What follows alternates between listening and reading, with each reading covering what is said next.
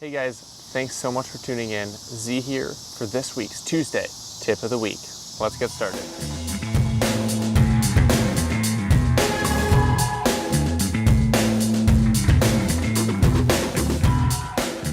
So last week, multifarious fishermen challenged myself and the rest of the guys to see what their favorite bait of all time would be if they only had one bait to throw. So, you guys can probably guess mine. Mine would probably be a jig. A jig is so versatile. You can use it in so many different conditions. You can use it slow, you can use it fast. You can use different colors, different weights. And you can basically use it in almost any body of water.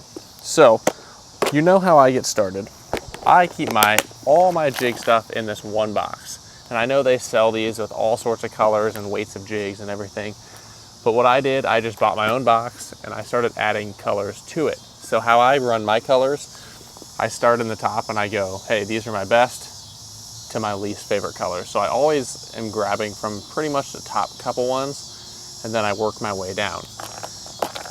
I'll try and open this up and not spill them all so you can kind of see an idea of how I run this. I keep a bobber in case I ever want to have that jig suspended a little bit. That really helps in some scenarios.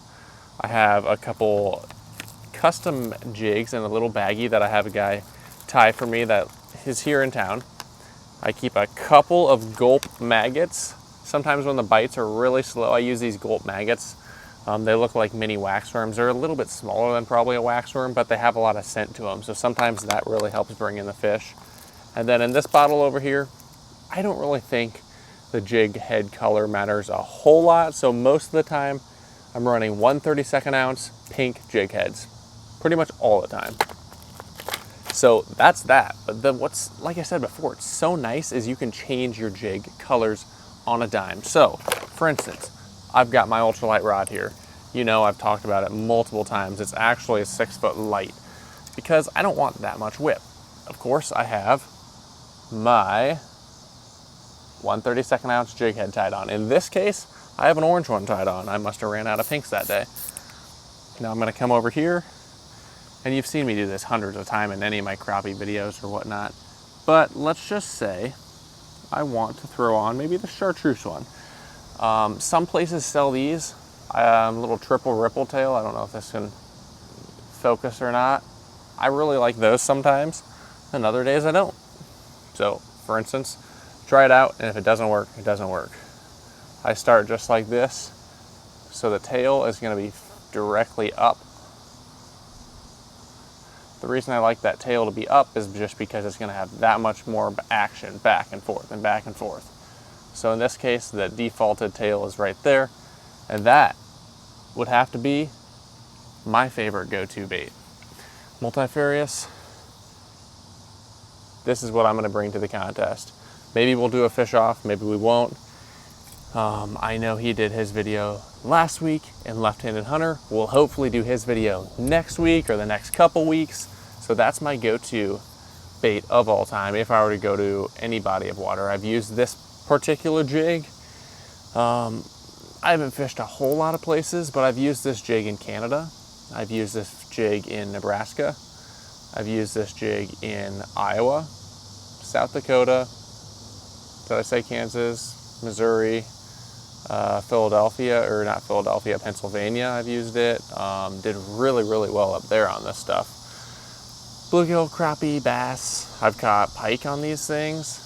Pickerel in Pennsylvania. So there's a lot of species you can catch and a lot of ways you can work that bait to make it a versatile bait of all time.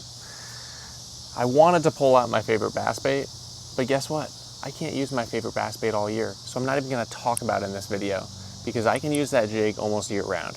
I could load that up and ice fish with that thing. Normally I go a little bit smaller, but no. So that is this week's Tuesday tip video.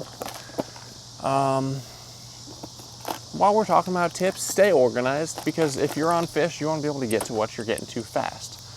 So that would be another tip for this week's video. Thanks so much for tuning in.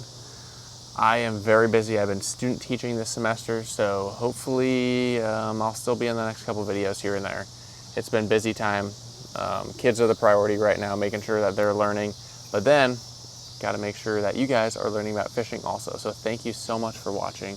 I really appreciate you clicking on the video, watching the video, subscribing, liking, any of that stuff. It all helps and makes us happy. I mean, we're just doing this for fun, just to get you guys more interested in the sport and catching more fish. So thank you so much. We will catch you next week. Take it easy.